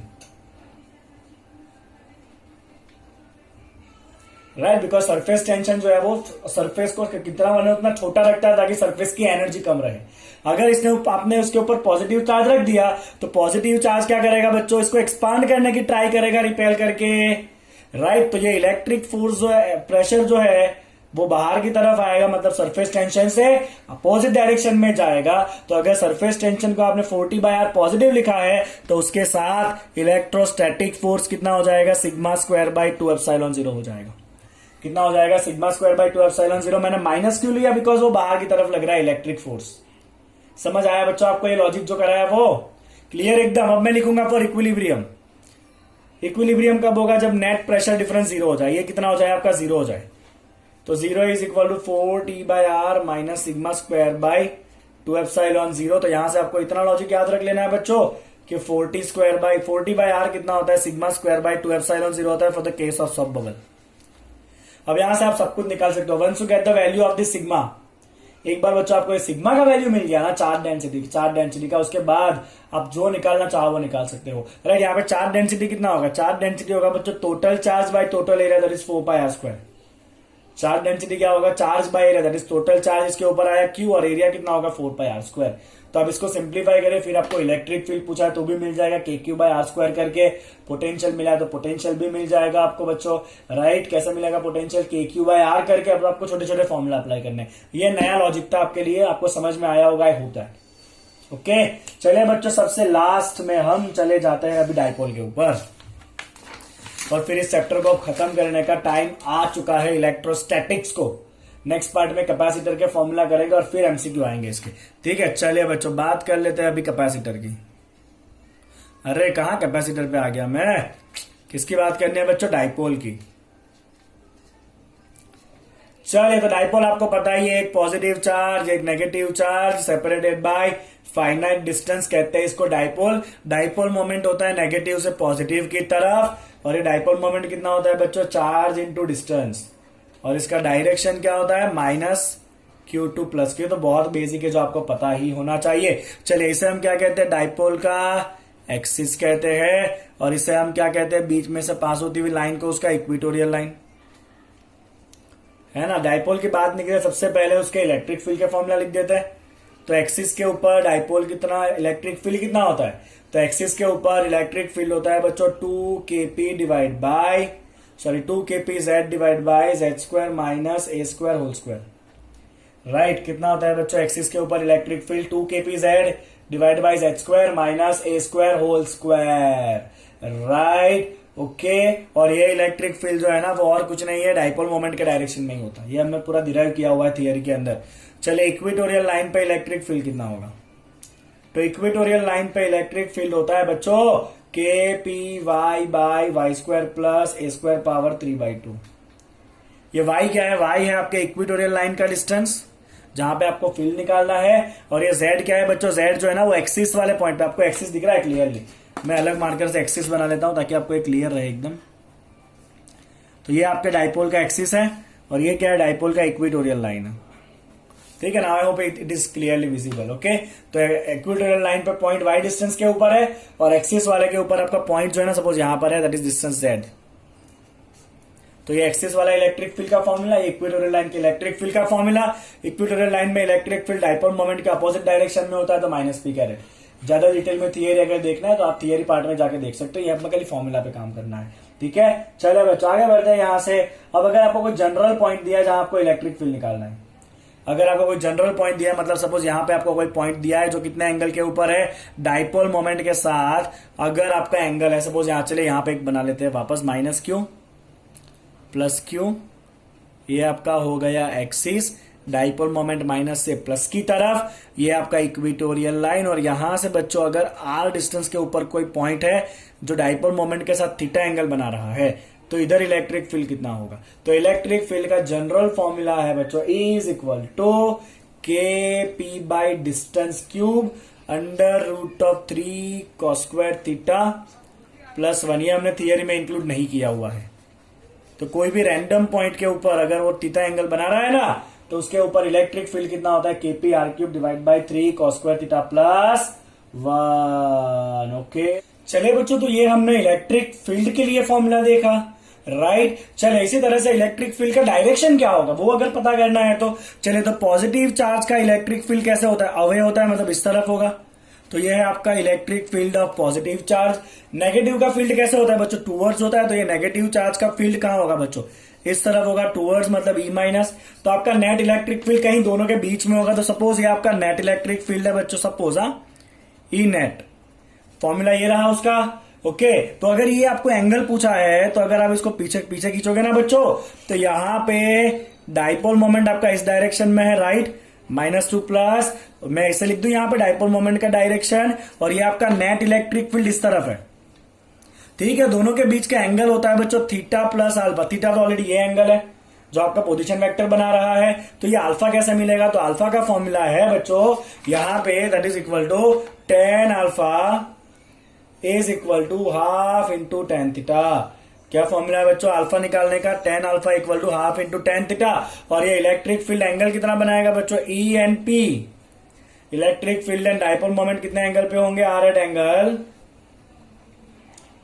angle theta plus alpha. Is that clear? Okay, चलिए बच्चों यहां पे एक और पॉइंट नोट करेंगे। इलेक्ट्रिक फील्ड डाइपोल का जो है ना, that is proportional to distance cube. Point charge का प्रोपोर्शनल टू r² होता है। डाइपोल में आप देखिए हर एक फॉर्मूला में नीचे क्यूब होगा, that is proportional to r³। चलिए बच्चों अब फटाफट देख लेते हैं पोटेंशियल कितना होता है डाइपोल का। Potential due to dipole. Okay, चलिए वापस एक डाइपोल ले लेता हूं फटाफट, -q प्लस q, राइट। ये हो गया आपका डाइपोल मोमेंट का डायरेक्शन, ये एक्सिस का पॉइंट, ये इक्वेटोरियल लाइन का पॉइंट, इक्वेटोरियल लाइन, और ये कोई जनरल पॉइंट, राइट, जो कितने एंगल के ऊपर है? थीटा एंगल के ऊपर है विद डिस्टेंस r। ओके, तो अगर एक्सिस के ऊपर इलेक्ट्रिक फील्ड चाहिए बच्चों आपको, तो क्या करेंगे? सॉरी, इलेक्ट्रिक फील्ड नहीं, पोटेंशियल एट एक्सिस। तो एक्सिस के ऊपर डाइपोल का पोटेंशियल होगा बच्चों KP/r²। सपोज ये डिस्टेंस कितना है आपका? r है। ओके, एक्सिस पे अगर ये वाला पॉइंट है आपका, जिसका डिस्टेंस कितना है? r है, तो एक्सिस पे इलेक्ट्रिक फील्ड कितना होता है? KP/r²। इक्वेटोरियल लाइन पे ऑलवेज इलेक्ट्रिक पोटेंशियल कितना होगा? 0 होगा, क्योंकि दोनों पॉजिटिव और नेगेटिव का डिस्टेंस सेम हो जाएगा। पोटेंशियल स्केलर क्वांटिटी है तो रिजल्टेंट आपका 0 हो जाएगा, राइट, क्योंकि एक का पोटेंशियल पॉजिटिव होगा, एक का नेगेटिव होगा। तो इक्वेटोरियल लाइन के ऊपर पोटेंशियल कितना हो जाएगा? 0 हो जाएगा, राइट। चलिए उसी तरह से कोई जनरल पॉइंट के ऊपर है potential at point P, general point, तो जनरल पॉइंट पे पोटेंशियल होगा बच्चों KP cos θ/r²। कितना होता है potential? KP cos θ/r² for any general point. Getting it? Okay, आपको ये फॉर्मूला याद रखना है। अगर एक्सिस है तो थीटा 0 रख दीजिए, एक्सिस पे इस तरफ है तो थीटा 0, एक्सिस पे -q की तरफ है तो थीटा 180, तो पोटेंशियल नेगेटिव हो जाएगा। इक्वेटोरियल लाइन है, थीटा 90 रख दीजिए, अपने आप पोटेंशियल 0 हो जाएगा। Any general point put the value of theta, okay, clear है आपको? ये फॉर्मूला याद रखना है। पोटेंशियल जो है ना वो इनवर्सली प्रोपोर्शनल टू आर का स्क्वायर है। पॉइंट चार्ज में इनवर्सली प्रोपोर्शनल टू आर होता है, यहाँ पे क्या है बच्चों, आर का स्क्वायर है। राइट, चलिए बच्चों अगला फॉर्मूला है आपका टॉर्क एक्टिंग ऑन डाइपोल। कौन सा फॉर्मूला है बच्चों? Next, torque acting on dipole. चलिए आपको तो पता ही है टॉर्क का फॉर्मूला क्या होता है बच्चों। तो टॉर्क एक्टिंग ऑन डाइपोल होता है पी क्रॉस ई। क्या फॉर्मूला है बच्चों टॉर्क का? P cross E that is minus P sine theta, sorry P sine theta. Torque कितना लगता है बच्चों? P sine theta. तो अगर डाइपोल को हमने इलेक्ट्रिक फील्ड में रखा है थीटा एंगल बनाते हुए, तो टॉर्क कितना लगता है? पी क्रॉस ई। चलिए बच्चों डाइपोल का पोटेंशियल एनर्जी कितना होता है? तो डाइपोल का पोटेंशियल एनर्जी होता है minus P dot E, minus P dot E that is minus P E cos theta. कितना होता है बच्चों potential energy? Minus P dot E that is minus P E cos theta. तीन case यहां बताऊंगा।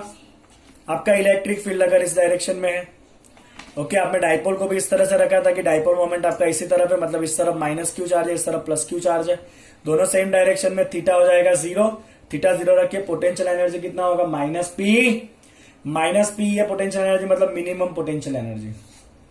Right, कैसा होगा बच्चों? यहाँ पे मिनिमम पोटेंशियल एनर्जी होगा। चलिए अगर आपका इलेक्ट्रिक फील्ड इस तरफ है, आपने इस तरफ रखा है डाइपोल को, मतलब माइनस क्यू आपका इस तरफ है, प्लस क्यू इस तरफ है, इसीलिए डाइपोल मोमेंट इधर आया ना। तो यहाँ पे एंगल कितना हो जाएगा बच्चों? 180।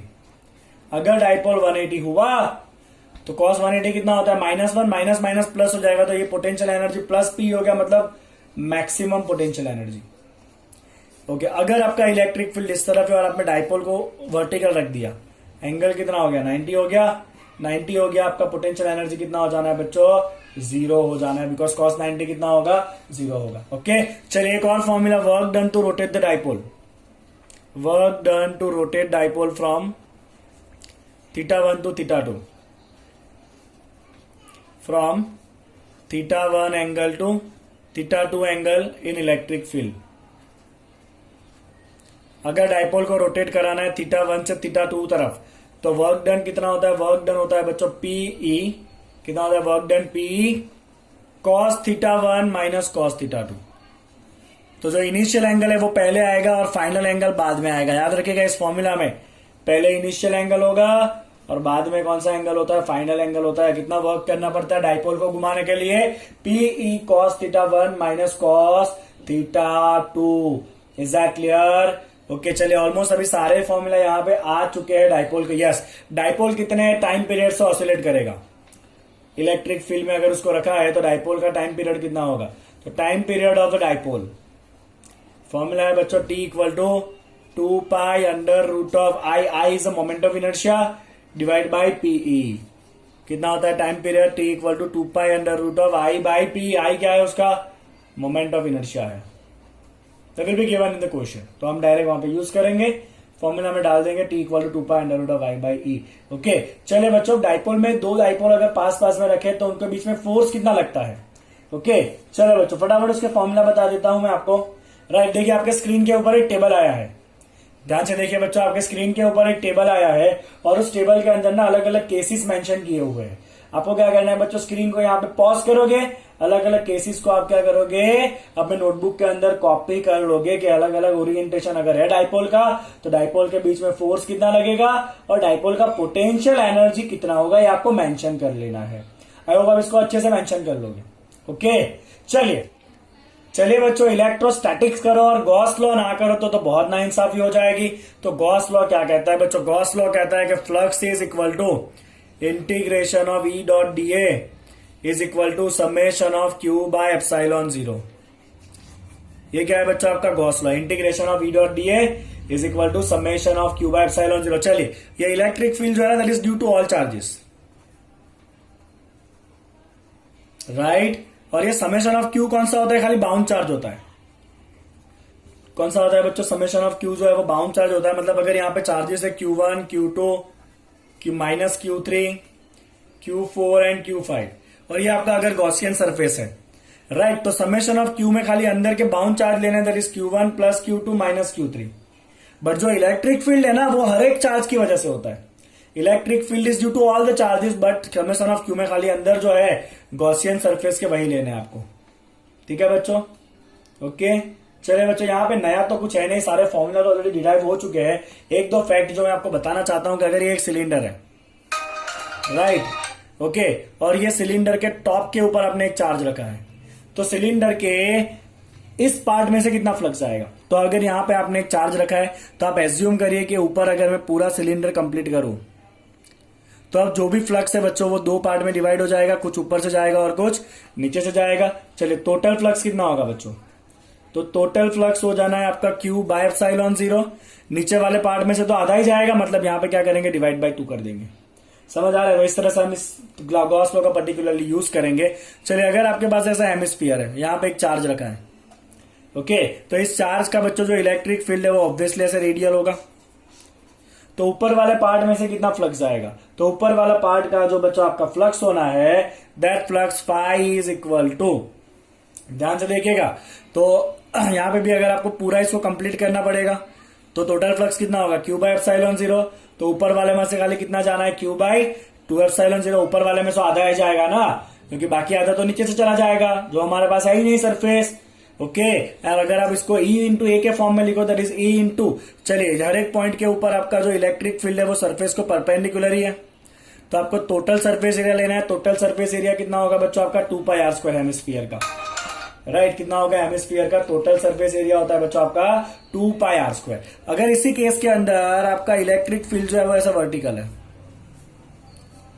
तो अब आपका फ्लक्स कितना हो जाएगा, तो अब इस केस में आपका फ्लक्स होगा बच्चों E इंटू खाली πr², क्योंकि अब इलेक्ट्रिक फील्ड हर एक पॉइंट पे नॉर्मल नहीं है, देखिए आप, तो आपका नॉर्मल वाला जो एरिया है वो कौन सा होगा बच्चों, खाली स्क्वायर होगा। आपका जो स्क्वायर है वो कैसा होगा, इलेक्ट्रिक फील्ड को नॉर्मल होगा, इसीलिए आपको एरिया कौन सा लेना है, खाली सर्कल का लेना है, स्क्वायर नहीं, सॉरी, एरिया कौन सा लेना है, खाली आपको सर्कल का लेना है। और सर्कल का रेडियस कितना होगा, r होगा, तो उसका एरिया कितना होगा, πr²। यहाँ पे हर एक पॉइंट के ऊपर फील्ड नॉर्मल है, तो आपको पूरा हेमिस्फेरिकल एरिया ही ले लेना है यहाँ पे। समझ आ रहा है आपको। चलिए इसी तरह से अगर मान लीजिए क्यूब है और क्यूब के सेंटर में चार्ज है, तो टोटल कितना फ्लक्स होगा बच्चों, Q bye epsilon 0, that is total flux. आपको पूछा है कि हर एक फेस में से कितना जा रहा है, हर एक फेस में से कितना जा रहा है, तो आप क्या करोगे बच्चों, 6 फेस होंगे तो 6 पार्ट में उसको डिवाइड कर लो, तो हर एक फेस में से कितना फ्लक्स जाएगा, Q बाय 6 एप्सिलॉन 0 जाएगा, वेरी ऑब्वियस, राइट। चले बच्चों एक और केस देखिए ध्यान से, अगर इस तरह से क्यूब है और उसके एक फेस के ऊपर चार्ज रखा है, राइट, और ये पूछा है कि उसके सामने वाला जो फेस है इसका फ्लक्स कितना होगा। तो पहले तो आपको, अगर ये चार्ज आपने सरफेस पे रखा है तो आपको क्या करना पड़ेगा, सिमेट्रिक एज्यूम करना पड़ेगा, और हम अगर इसको ऐसे कंप्लीट करेंगे तो इसका जो टोटल फ्लक्स है वो आधा इसमें से जाएगा, आधा इसमें से जाएगा, तो ये क्यूब को कितना फ्लक्स मिलेगा बच्चों, तो यहाँ पे इस क्यूब को टोटल फ्लक्स मिलना है। चलिए इस चार्ज का अकेले का टोटल फ्लक्स कितना होता है, Q बाय एप्सिलॉन 0। 2 पार्ट में डिवाइड हो रहा है, आधा इसमें से जाएगा, आधा इसमें से जाएगा, हमें तो खाली इसी पार्ट वाले का काम है, तो इस क्यूब को टोटल फ्लक्स मिलना है Q बाय 2 एप्सिलॉन 0।